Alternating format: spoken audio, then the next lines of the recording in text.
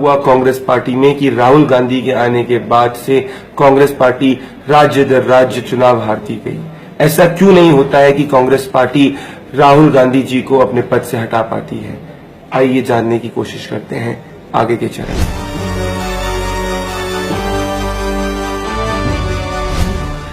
खिलाफत मूवमेंट जो था, जो कमाल पाशा के लिए, टर्की के सुल्तान के लिए, तुर्की के सुल्तान के लिए, कमाल पाशा के लिए महात्मा गांधी ने जो खिलाफत आंदोलन हिंदुस्तान में स्टार्ट किया, जिसको कि खुद बाद में तुर्की के लोगों ने बाहर कर दिया, तो एक वो अजीब सी हास्यास्पद स्थिति हो गई कि जिस के लिए आप कर रहे हैं, तो एक हिंदू जो जनता थी उस समय भी उसके मन में ये भाव किया कि आप मुस्लिम आबादी को या मुस्लिम लोगों के लिए एक तुष्टीकरण की बात कर रहे हैं। लेकिन चूंकि आप स्वतंत्रता संग्राम में थे तो इस बात को कोई ध्यान नहीं दिया, क्योंकि देने के लिए आपके पास कुछ नहीं था। कांग्रेस एक राष्ट्रीय पार्टी है, सब पार्टियों का रिप्रेजेंट करती है, लेकिन इसका झुकाव थोड़ा सा मुस्लिम की तरफ है, प्रो मुस्लिम है। ये बात कई जगहों पर और जिन्ना से जब विचार विमर्श शुरू हुआ मुस्लिम लीग का और कांग्रेस का, जबकि उस समय की कोई हिंदू पार्टी को शामिल नहीं किया गया था, कोई आदमी नहीं था और कोई इतनी ताकत से नहीं था कि वो कोई प्रभाव, हिंदू पार्टी कोई प्रभाव क्रिएट कर सकती है। और कांग्रेस ने उन सब बातों से लोगों को दूर भी रखा।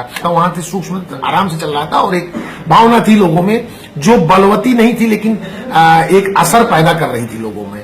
लेकिन शाहबानो केस के बाद राजीव गांधी जी ने जो उसको पार्लियामेंट में बिल ला के पेश किया, तो ये बात घर कर गई कि आप मुस्लिम अपीजमेंट बहुत ज्यादा कर रहे हैं। जब फिर बाटला हाउस कांड हुआ, उसके बाद बाकी घटनाएं हुई, तो कुछ नेताओं ने, जिनका नाम लेना समझते हैं कि चाहे पी चिदम्बरम जी रहे हों, चाहे दिग्विजय सिंह जी रहे हों, इन्होंने कांग्रेस की जो प्रो मुस्लिम इमेज थी वो एंटी हिंदू इमेज में कन्वर्ट हो गई।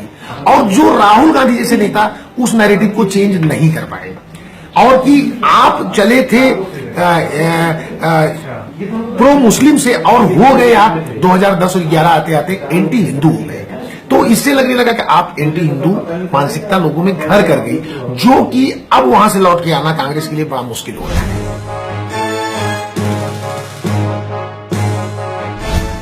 मदरसा रिफॉर्म, आर्थिक मुख्यधारा में मुसलमानों का जो गरीब तबका है, जो बहुत गरीब तबका है, उसको आर्थिक मुख्यधारा में लाना पड़ेगा। और उसके बाद ट्रिपल तलाक को बहुत ही मजबूती से इसको सरकार को करके खत्म करना पड़ेगा। दूसरी बात, जो इनके बुनकर और गरीब लोग हैं उनको आवश्यकता अनुसार और उनकी क्षमता के अनुसार सरकार को उनको मदद करके उनकी आर्थिक स्थिति को सुधारना पड़ेगा।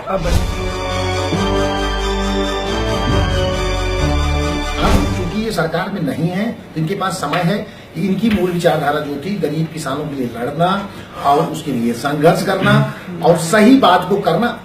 और सबसे बड़ी बात है कि अगर आप सेकुलरिज्म के नाम पर केवल एक समुदाय विशेष को न प्रेरित करिए और न ही एक समुदाय विशेष को कोसिए, तो सही को सही और गलत को गलत कहने की क्षमता समाजवादी नेतृत्व को होना चाहिए। और जो इनके मुद्दे, ऐसा नहीं है कि बीजेपी सरकार में आगे तो मुद्दे खत्म हो गए हैं, इनको किसान के मुद्दे रहेंगे, इनको महंगाई का मुद्दा रहेगा, इनको बिजली का मुद्दा रहेगा।